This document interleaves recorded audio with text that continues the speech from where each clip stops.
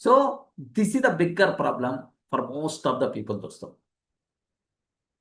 Whenever your task is too big, obviously procrastination is going to be happening. Have you remembered? In Telugu, we have one wonderful saying. Chinna pane kada, cheyochu kada. Have you heard about this one? It's a small work only, right? Just for 2 minutes work only, right? Can you please do that? Have you ever heard this type of statement?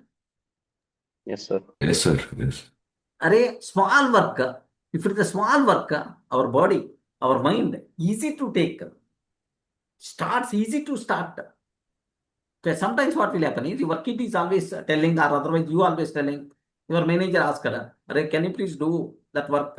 And then by end of the day, like that. Then your answer is, oh, what you are talking, man?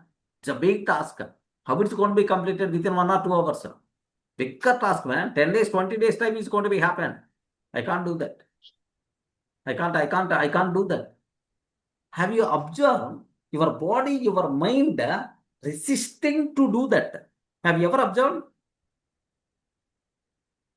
Yes. Yes, sir. Yes, friends.